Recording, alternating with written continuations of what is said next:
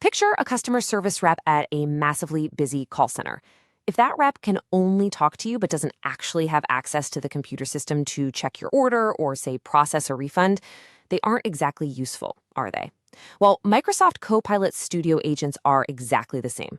An agent that only answers questions has a pretty narrow purpose. To be genuinely useful, we have to give our agents the ability to take action.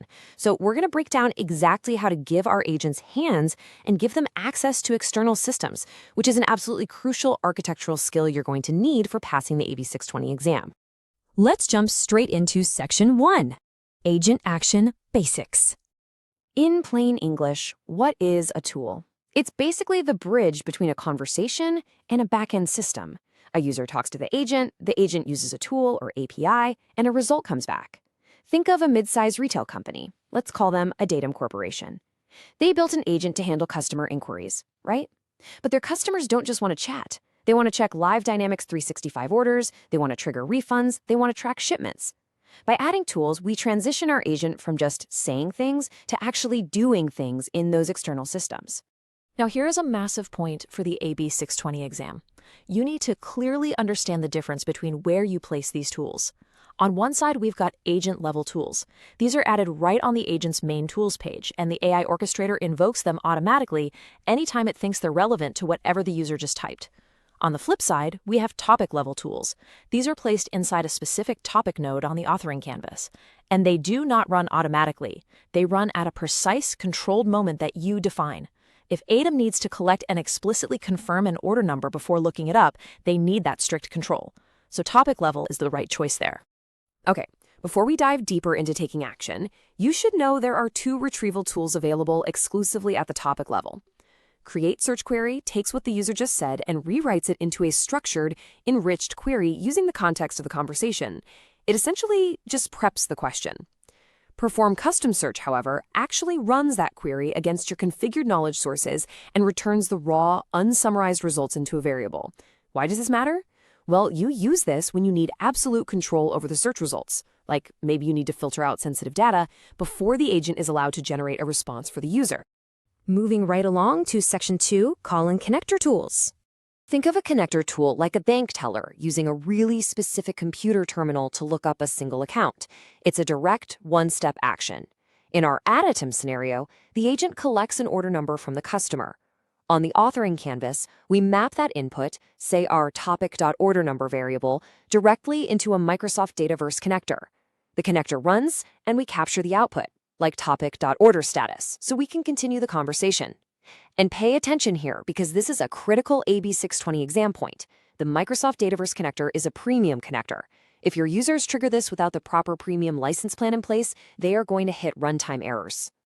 Because these connectors touch real data, security is paramount. The exam will definitely test you on authentication. End-user authentication is the default. It requires the user to sign in with their own credentials. You're going to use this when data permissions are personal, like in a Datum customer only being allowed to see their own specific orders. Then there's maker-provided authentication.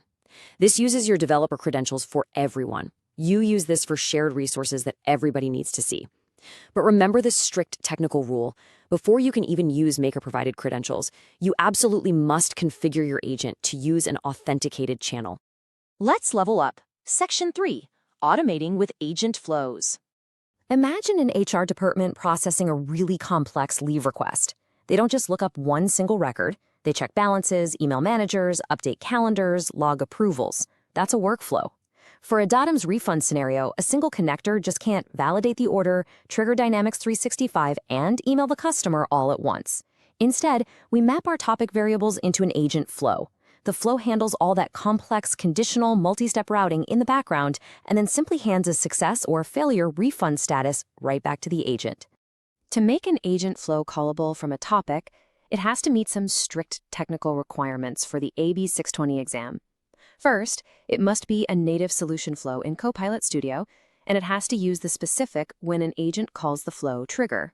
Second, it needs a respond to the agent action, which creates a synchronous response boundary. That's the exact point where the flow hands data back to the topic. Third, in the networking settings for that response action, the asynchronous response toggle must be explicitly set to off so the topic actually knows to sit there and wait for the output. Anchor this number in your mind for the exam, 100. Agent flows must complete their work and respond to the topic within a strict 100-second limit. If the flow takes 101 seconds, the action times out and your conversation breaks. But what if a datum needs to generate some massive document that takes 10 minutes? Well, here's the architectural workaround. You split the process. The agent flow starts the heavy background operation, but immediately hits that respond to the agent boundary to hand a simple job ID back to the topic, keeping it well under that 100-second limit. The topic tells the customer, hey, we're working on it, while the rest of the flow just keeps running asynchronously in the background. Power Automate actually allows that background process to run for up to 30 days. All right, Section 4, Direct REST API Calls. Think of this like a logistics dispatcher picking up a two-way radio to call a third-party delivery truck directly. No middleman, just a direct signal.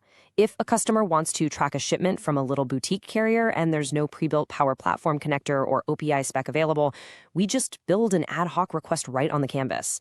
We use the send HTTP request node. The user gives us their tracking number, we fire off an HTTP GET request directly to the carrier's endpoint, and we pull the tracking status straight back into the conversation. The technical setup for this is a highly testable area. First, you build a dynamic URL using a PowerFX formula to basically append the tracking number to the web address. Second, you configure secure headers. And here's a massive exam rule. Never, ever hard-code API keys or credentials as literal text in the header fields, because literally any maker can see them on the canvas. You must store them securely in environment variables. Finally, to make sense of the carrier's response, you paste a sample of their JSON data right into the node, and Copilot Studio automatically maps it into a usable variable schema. Which brings us to our final part, Section 5, Handling Errors and Timeouts. By default, the HTTP request node is set to raise an error. If the request fails, the agent immediately triggers a system fallback topic and just stops the flow entirely. For a customer-facing retail bot, that is a terrible user experience. Instead, you really should configure the node to continue on error. This setting allows the topic to survive the failure, capture the specific error code into a variable, something like topic.statuscode, and then use a condition node to gracefully route the user to a friendly apology message. Here is another vital metric to lock in for the 8620 exam, 30,000.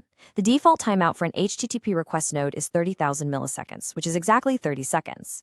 So if you know the external carrier's API is notoriously slow, maybe during the holiday rush, you can manually adjust this setting higher so your agent doesn't just time out prematurely.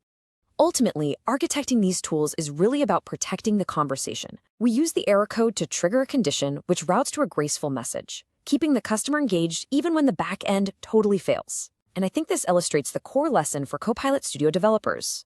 True agent intelligence isn't just about an AI knowing the right answer. True intelligence is having the architectural resilience to securely handle the unexpected when you reach outside the chat window.